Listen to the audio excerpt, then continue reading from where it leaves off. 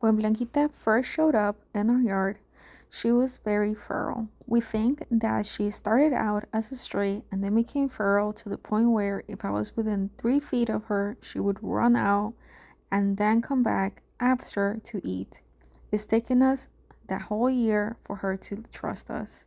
Even just laying on our own yard while we were sitting nearby, she would freak out. But she slowly blossomed and learned to trust us and even started being silly and playing and eventually allowed me to even flea comb her, which was a really big deal because this poor girl was infested, and I mean super infested, to the point where you would get the flea comb and then put it in the Dawn soap, and it was just a bloodbath, literally. Every 2 days, it was just really bad. So we were very thankful that she started to believe us that we were not going to hurt her.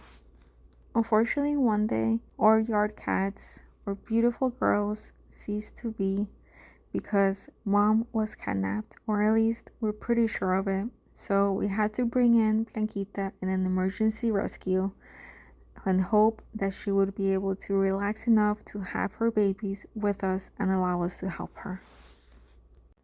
Thankfully, we had already found out that Blanquita liked cardboard, which came in super handy and very helpful in setting up the space inside of our home because it would help her feel more secure in where she was staying in. Thankfully, on top of the cardboard, we also knew that she was semi-accustomed to being inside of a crate because of the outdoor cat house that we had set up for mom and her.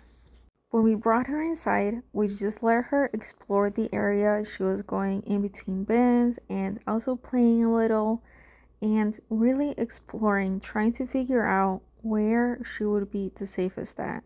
But she knew she was safe with us and couldn't help herself but to relax. So, even though she was exploring, we made sure to put in the crates and the boxes and set up the space so it'd be comfortable for her. The setup at first was not the best because it was such an emergency notice. We did not think that we were going to have to bring her in because of just how chaotic everything already was inside with our own pets, but thankfully it was good timing. Now, at first, we did do the cardboard box next to the litter box because we just were not sure how things would work out, how she would feel about things. But thankfully, even after she had her first baby around 6:14 in the morning, she was still very friendly and she was so proud and happy and checking up on her little one. In the end, she was just really happy and she felt comfortable enough to actually use the crate and the box that we had brought in from outside inside to be her safe space. As the day progressed, we realized that the litter box did not need to be inside and could actually be a hazard. So we actually took out the litter box and replaced it with a blanket, thinking that maybe she would find it to be more comfortable.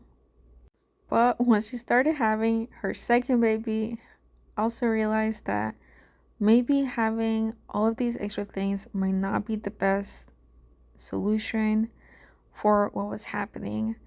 So we ended up taking away that blanket so that she could have more space to have her babies and to be clean, because even though after giving birth she does clean herself just completely, it's beyond astounding the way that the whole birthing process is, and we're just so blessed to have been able to be a part of it, that she let us watch it and just watch over her and the little ones, because you can't even tell that she gave birth.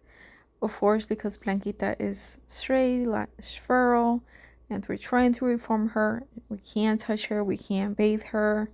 I was really afraid of touching her with any type of pet wipes because of how sensitive it might be with babies. So I just let her do her mom thing, and she did so amazing at it. She was just so sweet with her babies, and She kept on using the cardboard box, and the cardboard seemed to absorb the liquid because eventually, after some time, it actually appeared clear and there was very few drops that seemed dirty. So her cleanup process is excellent. Now, as I mentioned, we did take out that second blanket and just opened up the space for her. And to her surprise, she was really happy with it because immediately she moved to the other box and let the other two babies just roll around while she had her third one. I know, super exciting. It was just, again, unbelievable experience the way that everything played out. Now, for some reason, after having this third baby, you can see she got a lot more bloody throughout the process. So I don't know if something went wrong or maybe something wasn't as smooth as with the other two. But after this, she actually moved the baby to another secondary location we had opened up for her. And in that secondary location, we had prepped it thinking that she might like it because originally in one of the times we let her inside the house because we live in Florida and it gets super hot and we just felt really bad that she was outside and pregnant and we just wanted to give her some peace. We let her inside and she liked going inside these plastic cubes that we have. During the investigation process, she didn't even finish like doing a full cleanup on the baby before feeling like she needed to move it. And whatever her instincts are, I think the best thing that we did was just to give her options, safe options, because this is a stray cat that we don't know anything about other than we just knew that she had skin issues. She was really afraid. She was really gentle and finally started showing just how sweet she could be. Now, for the actual birth, we did do sheets instead of full blankets because we didn't want there to be any infections, and we figured the sheets would be able to better soak in all any of the blood, any of that. Again, it's our first time. We didn't even know that she was going to be giving birth within our home. We were not prepared for any of this, so we were just trying our best, just trying to follow the logic of what would be best for her and her babies. And thankfully, she seemed happy with the options that she gave us. So, if for any reason you also end up in the same situation when you're rescuing a pregnant stray or feral cat, just remember to give them options because if you don't give them to them, they will try to find them. And you want them to give birth in a safe space. After some time, she did end up going back for the other babies and bringing them in to her now home, which was her little cubby. The way that Blanquita's instincts kicked in about making sure that all of her babies were together, that she could watch over all of them and really take care of them, it was magical. And I keep saying how amazing this whole experience was, but really, it's just, there's no words to describe just the miracle that these little ones are. Now, for baby number 4, he was also born here, and this was really the setup that stayed through the rest of the day. We didn't want to touch her too much. We didn't know how many babies she still had inside, how many not. So we just left the setup, and then afterwards, then we changed the sheets to be clean, so they would all be napping in a clean location. And of course, as the night progressed and we had a surprise 5th baby out, then once we realized, we came back and cleaned up and just let them all enjoy their time together. So, just to recap on the actual topic of the video, if you have a stray or feral cat that you're trying to help with during pregnancy, 1, remember to watch out for their own boundaries. They will tell you how close you can get or how not. Remember that your goal is to not stress them out. They have to be relaxed so they have a calm birth. 2. Try to set up ahead of time, if you're able to, some type of familiar object outside.